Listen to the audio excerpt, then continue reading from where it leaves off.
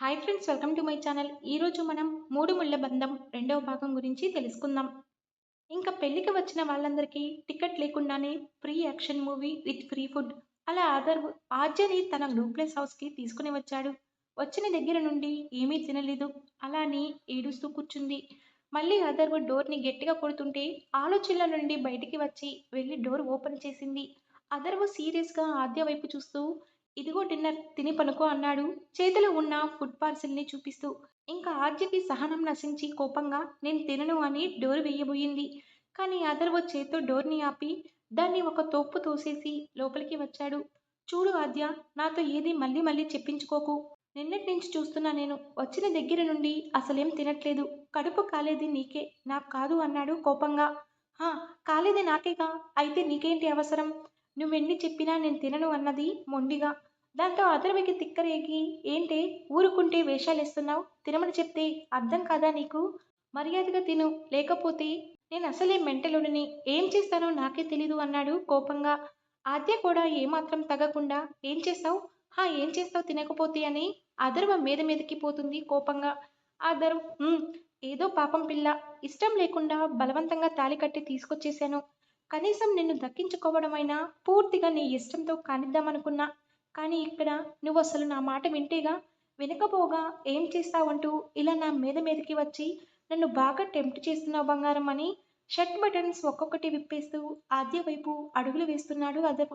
ఆద్యకి అదరవ్ చేస్తున్న పని చూసి మైండ్ బ్లాక్. దెబ్బకి టెన్షన్తో తల నుండి చెమటలు కారిపోతున్నాయి.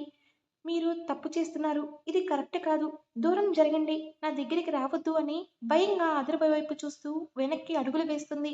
అరే, నువ్వే కదా డార్లింగ్, ఏం చేస్తావని మీదకొచ్చి మరీ అడిగింది. మరి ఏం చేస్తానో చెప్పకపోతే, సారీ చేసేయకపోతే చాలా బాగోదు కదా అని షర్టు విప్పి పక్కకి విసిరేసి రెండు చేతులు అడ్డుపెట్టి ఆద్యని గోడకి లాక్ చేసేశాడు. షర్ట్లెస్గా సిక్స్ ప్యాక్ బాడీతో వెచ్చటి ఊపిరి తగిలేంత గ్యాప్లో అథర్వని చూడగానే ఆద్యకి ఒక్కసారిగా గుండె వేగం 120 బీట్స్ పర్ మినిట్ అయ్యింది. అతి కష్టం మీద ఊపిరి పీల్చుకుంటూ అథర్వ వైపు చూస్తుంది. అథర్వ మెల్లగా ఆద్య చెవి దగ్గరికి వెళ్ళి లిప్స్ని లైట్గా చెవికి టచ్ చేస్తూ హస్కీగా, చూడు డార్లింగ్, ఇంకోసారి నేను చెప్పిన మాట వినకపోతే ఇప్పటిలా స్మూత్గా అయితే డీల్ చేయను. ఇంకా ముందుకు వెళ్ళవలసి వస్తుంది, నీ ఇష్టం మరి.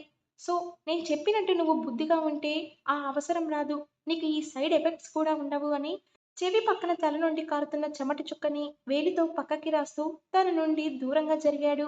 అప్పటికి ఊపిరాడింది ఆద్యకి. పక్కనే డెస్క్ మీద ఉన్న పార్సిల్ అండ్ వాటర్ బాటిల్ని ఆద్యకి ఇస్తూ 10 నిమిషాల్లో మళ్ళీ నేను పైకి వస్తా, ఆ లోపే నువ్వు ఇదంతా కంప్లీట్ చేసేయాలి అని చెప్పి షర్ట్ తీసుకుని కిందకి వెళ్ళిపోయాడు. ఆద్య వెంటనే వాష్రూంలోకి ఉరికి ఫేస్ వాష్ చేసుకుని గుండె వేగాన్ని కాస్త స్థిమితపరుచుకుంటుంది. ఒక 2 నిమిషాలకి నేను మళ్ళీ వస్తాను, ఆ లోపల తినేయాలని అదరపు చెప్పిన మాటలు గుర్తుకు వచ్చి ఫాస్ట్‌గా బయటికి వచ్చి 5 నిమిషాల్లో తినేసింది. ఆకలి కూడా ఉండడంతో. తిని రూమ్ మొత్తం చూస్తూ బాల్కనీలోకి వచ్చి ఆ చల్లటి గాలికి నుంచొని మళ్ళీ ఏదో ఆలోచనలో పడిపోయింది. అంతలో తనకి ఏదో సైరన్ సౌండ్ చాలా దగ్గరలో వినిపించేసరికి కిందకి చూసింది. పోలీస్ జీప్ వచ్చి వీళ్ళు ఉంటున్న ఇంటి ముందు ఆగింది. అది చూసిన ఆద్యకి ఏదో తట్టి వెంటనే సంతోషంగా ఎగరడం మొదలుపెట్టింది. మా వాళ్ళు ఇతని మీద కంప్లైంట్ ఇచ్చారొచ్చంటూ అటూ ఇటూ తిరుగుతూ తీన్మార్ డ్యాన్స్ చేస్తుంది. అమ్మో, నేను ఇక్కడే ఉంటే ఎలా? కింద పోలీసుల దగ్గరికి వెళ్ళి ఇతని గురించి మొత్తం చెప్పేసి ఇంక నేను మా ఇంటికి పోతా అని చాలా సంతోషంగా చెంగు చెంగిన లేడీ పిల్లలాగా మెట్లు గబగబా దిగి కిందకి వచ్చింది. ఆద్య వచ్చేసరికి కింద అథర్వ సోఫాలో కాలు మీద కాలు వేసుకుని ఫోన్లో ఏదో సీరియస్గా చూస్తున్నాడు. "ఉమ్, బాబుకి పోలీస్ సైరన్ సరిగ్గా చెవికెక్కలేదనుకుంటా. రాజాలాగా ఫోజులు కొడుతూ కూర్చొని కూల్గా ఫోన్ నొక్కుంటున్నాడు" అని జరగబోయే సీన్ని తలుచుకుంటూ ఊహల్లోకి పోయింది. పోలీసులు అలా ఇంట్లోకి ఎంట్రీ ఇస్తారు. నేనేమో, సార్ నన్ను కాపాడండి, ఇతనెవరో నన్ను బలవంతంగా పెళ్లి చేసుకుని తీసుకువచ్చి చిత్రహింసలు పెడుతున్నారు సార్, దయచేసి నన్ను ఇక్కడి నుండి తీసుకెళ్ళండి అని బ్రతిమిలాడుతాను. అప్పుడు ఆ పోలీసులు, "యు రాస్కెల్, ఇలా ఒక ఆడబిడ్డని ఇబ్బంది పెడతావా? ఎంత ధైర్యం నీకు? నీలాంటి వాళ్ళ వల్లేరా ఈ సమాజం చెడిపోతుంది. నువ్విలా బయట తిరగడానికి వీల్లేదు. నీకు జైలే కరెక్ట్ అని అరెస్ట్ చేసి జైల్లోకి తోస్తారు. నేను ఎంచక్కా మా ఇంటికి పోతానని ఊహించుకుంటూ యాహూ అని ఎగిరి గట్టిగా అరిచింది. ఆ అరుపుకి ఫోన్ చూస్తున్న వాడల్లా తలపైకి ఎత్తి ఆర్జిని విచిత్రంగా చూస్తూ, వచ్చే దారిలో తలకేమైనా దెబ్బ తగిలి స్క్రూ ఇంకా లూజ్ అయ్యిందా? లేకపోతే గాలేమైనా సోకిందా అలా అరుస్తున్నావు అన్నాడు సీరియస్గా చూస్తూ అదర్వ్. దాంతో ఒక నవ్వు అదర్వకి విసిరి గుమ్మం వైపు తొంగి చూసింది. అప్పుడే ఒక ముగ్గురు పోలీస్ ఆఫీసర్స్ లోపలికి వచ్చారు. సార్ నన్ను కాపాడండి అంటూ యాక్షన్ స్టార్ట్ చేసింది. ఇంట్లోకి వచ్చి రాగానే అలా ఆద్య అరవగానే షాక్ అయిపోయారు పోలీసులు. ఆద్య వైపు విచిత్రంగా చూస్తున్నారు. ఆద్య ఇంటెన్షన్ ముందే పసిగట్టిన అదర్వ్ చిన్నగా నవ్వుతూ అక్కడ జరిగేది చూస్తున్నాడు. సార్ చూడండి, ఇతనొక పెద్ద దొంగ. నన్ను బలవంతంగా పెళ్లి చేసుకుని తన ఇంటికి తీసుకువచ్చి చిత్రహింసలు పెడుతున్నాడు సార్. నన్నెలాగైనా మీరే కాపాడాలి సార్. సాటి ఆడపిల్ల కష్టాన్ని గుర్తించి ఈ ఈడియట్‌కి సరైన శిక్ష విధించి నాకు విముక్తిని కలిగించండి సార్ అని దీర్ఘాలు తీస్తుంది. ఆ పోలీస్ ఆఫీసర్ ఆద్య వైపు కంగారుగా చూస్తూ, ఇదిగో అమ్మాయి, నువ్వెవరో నాకు తెలీదు కానీ నీ మంచికే చెప్తున్నా. సార్‌ని పట్టుకుని ఇలా ఈడియట్ అని తిట్టకు. నీకు సార్ గురించి పూర్తిగా తెలీదు. సో సార్‌కి కోపం తెప్పించుకో అన్నాడు. ఆద్య, ఏంటండి పోలీస్ ఆఫీసర్ అయ్యుండి ఒక రాస్కెల్‌ని పట్టుకుని సార్ అంటూ మర్యాదిచ్చి మాట్లాడుతున్నారు. ఇప్పటికిప్పుడే నా కళ్ళ ముందు బేడీలు వేసి జైల్లోకి తోయండి. ఏం చేస్తాడో నేను చూస్తా అని లేని ధైర్యం ప్రదర్శించింది. ఇంకొక పోలీస్ ఆఫీసర్ అందుకుని బహుశా సార్ గురించి కానీ, ఇప్పుడు చెప్పిన మ్యాటర్ గురించి కానీ మీకింకా అర్థం అవ్వలేదనుకుంటా. మేం సార్ అని పిలిచేది ఏ దొంగనో, రాస్కెల్‌నో కాదు. మా పై ఆఫీసర్‌ని. ఆద్య, ఏంటి మీ పై ఆఫీసరా అని అడుగుతుంది. ఆ! అవును. సార్ గురించి మీకు తెలీదా? అథర్వకృష్ణ ఐపీఎస్. ఇంక మేమంతా సార్ కింద పనిచేసే పోలీసులం అన్నాడు అతను. అంతే, అసలు సౌండ్ లేదు ఆద్యకి. అమ్మ బాబోయ్! ఇదేం ట్విస్టు? ఇతను ఐపీఎస్ ఆఫీసరా దేవుడా! ఇప్పుడు నేను ఇతన్ని పట్టుకొని అందరి ముందు తిట్టేశాను. ఇక నా పని గోవిందా. అమ్మో ఆద్య, ఇంకా ఎక్కువసేపు ఇక్కడ ఉండమాకే, పరిగెత్తు అనుకుంటూ ఈ అని నవ్వుతూ పైకి పరిగెత్తింది. వాళ్ళంతా ఆద్య వెళ్ళిన వైపు విచిత్రంగా చూస్తుండే అథర్వ అందుకొని, హా మూర్తి, నేను చెప్పిన ఫైల్ తీసుకొని వచ్చావా అని అడిగి ఫైల్ తీసుకొని వాళ్ళందరినీ పంపించి పైకి వెళ్ళాడు.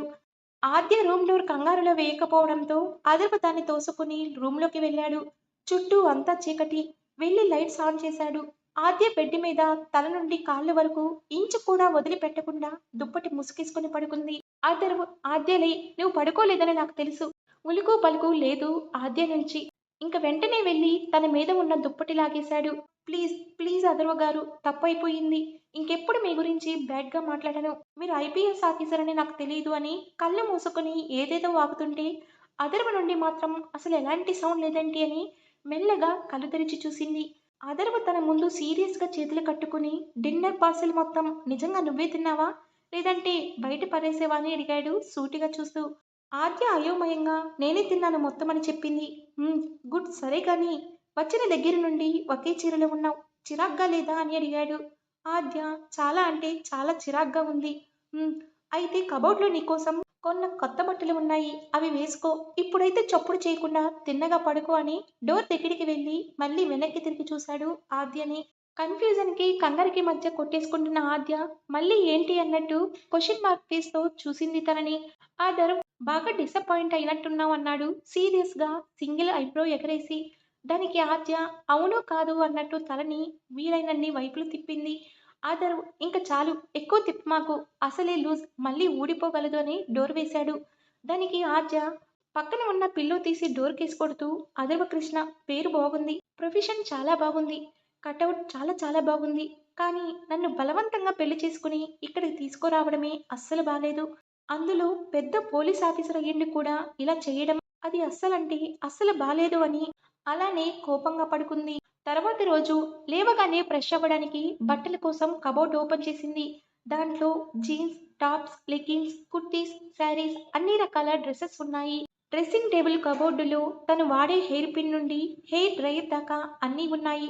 ఆద్య అమ్మో ఏమో అనుకున్నా కానీ గరుడు బానే దయదలిచి కనీసం కావలసినవైనా కరెక్ట్‌గా సమకూర్చాడు. హ్మ్. పర్వాలేదు, గుడ్ అనుకుంటూ ఒక మెరూన్ కలర్ ప్లెయిన్ శారీ, దానికి మ్యాచింగ్ బ్లౌజ్ తీసుకొని స్నానం చేయడానికి వెళ్ళింది. అరగంట తర్వాత నీట్‌గా తలస్నానం చేసి తడి జుట్టుకు తుండు కట్టి కిందికి దిగి వచ్చింది ఆద్య. ఆద్యని అలా చూసిన ఇంటి పని మనిషి లక్ష్మి బుగ్గ మీద చేతిని పెట్టుకొని, అయ్ బాబోయ్, అమ్మగారు ఈ చీరలో ఎంత అందంగా ఉన్నారో తెలుసా? నా దిష్టి తగిలేలా ఉంది అని ఆద్యని చూస్తూ మెటికలు విరిచింది. దానికి ఆద్య చిన్నగా నవ్వి, మీ పేరేంటమ్మా అని అడిగింది. లక్ష్మి అనింది తను. ఆ లక్ష్మమ్మ. దేవుడి గది ఎక్కడా అని అడిగింది. లక్ష్మి, ఈ ఇంట్లో దేవుడి గది లేదమ్మా. అబ్బాయి గారు దేవుణ్ణి నమ్మరు అనింది. ఆద్య, అనుకున్నా. అయినా దేవుణ్ణి నమ్మే మంచి లక్షణాలే ఉంటే ఇప్పుడు ఇలా ఎందుకు ఉంటారు అబ్బాయి గారు అనుకుంది మనసులో. అయితే సర్లే దా లక్ష్మమ్మ టిఫిన్ తయారు చేద్దామన్నది నవ్వుతూ. లక్ష్మి అయ్యో నీకెందుకు తల్లి నేనున్నానుగా, నేను చేస్తానులే అంటున్నా కూడా వినకుండా తనని వంటగదిలోకి తీసుకెళ్లి టిఫిన్ రెడీ చేస్తూ ఉంది. పొద్దున్నే ఆఫీస్కి యూనిఫామ్ వేసుకుని రెడీ అయ్యి కిందకి వచ్చి వాటర్ కోసం అని వంటగదిలోకి వెళ్ళిన ఆద్యని అలా మెరూన్ కలర్ ప్లెయిన్ శారీలో వెనక నుండి చూసి దెబ్బకి డమాలని నుంచొని చూస్తూ ఉన్నాడు. తనకే తెలియకుండా అడుగులు ఆద్య వైపుకు పడుతున్నాయి. ఆద్య అసలు ఈ లోకంలోనే లేదు. వేడివేడిగా దోశలు పోస్తుంది పెనం మీద. ఈ లోపల లక్ష్మి అటు రావడం గమనించిన అదర్ అప్పుడు తేరుకుని వెంటనే ఫ్రిడ్జ్ తెరిచి వాటర్ బాటిల్ తీసుకొని గటగటమని కొంచెం ఎక్కువ తాగేశాడు ఆద్య ఎఫెక్ట్ వల్ల. తాగి హాల్లోకి వచ్చి లక్ష్మమ్మ నేను ఆఫీస్కి వెళ్తున్నాను. ఈ రోజు నాకు 2 వరకు మీటింగ్ ఉంది. నువ్వు ఇంట్లోనే ఆద్యకి తోడుగా ఉండు. నేను వచ్చేసరికి భోజనం చేసేయాలి అని కిచెన్ నుండి బయటికి వచ్చిన ఆద్యని చూసి టేబుల్ మీద ఉన్న క్యాప్ తీసుకుని బయటికి నడిచాడు. టిఫిన్ తినండి బాబు అని లక్ష్మి చెప్తున్నా వినిపించుకోకుండా అలానే వెళ్ళిపోయాడు. అదర్ అలా బయటికి వెళ్ళగానే ప్లేట్లో ఉన్న దోశలు తినేసి వడివడిగా లక్ష్మి దగ్గరికి వెళ్ళి అమ్మా నీ దగ్గర ఫోన్ ఉందా అని అడిగింది. లక్ష్మి ఉంది తల్లి ఎందుకు అని అడిగింది. ఆద్య అమ్మయ్య ఏం లేదు, నా ఫోన్ ఇంటి దగ్గరే ఉండిపోయింది. ఒకసారి నీ ఫోన్ ఇస్తావా, ఒక కాల్ చేసుకుని వెంటనే ఇచ్చేస్తా అన్నది ఆశగా. లక్ష్మి అయ్యో దాంట్లో ఏముంది తల్లి, ఉండి ఇస్తా అని వెళ్ళి తన డబ్బా ఫోన్ తీసుకొచ్చి ఆద్యకి ఇచ్చింది. ఆద్య దాన్ని తీసుకొని కంగారుగా వాళ్ళ అమ్మ అంజలి గారికి ఫోన్ చేస్తూ అవును ఇంతకీ ఇది ఏ ఏరియా లక్ష్మమ్మ అని అడిగింది. వెంటనే తను చెప్పదని ఒక వాయిస్ వినిపించింది వెనుక నుండి. ఇక తర్వాత ఏం జరిగింది ఏంటి అనేది నెక్స్ట్ వీడియోలో చూద్దాం. ఈ వీడియో కనుక మీకు నచ్చినట్లయితే మీ విలువైన అభిప్రాయాన్ని కామెంట్ రూపంలో తెలియచేయండి. ఇలాంటి మరిన్ని వీడియోస్ కోసం నా ఛానల్ని సబ్స్క్రైబ్ చేయండి.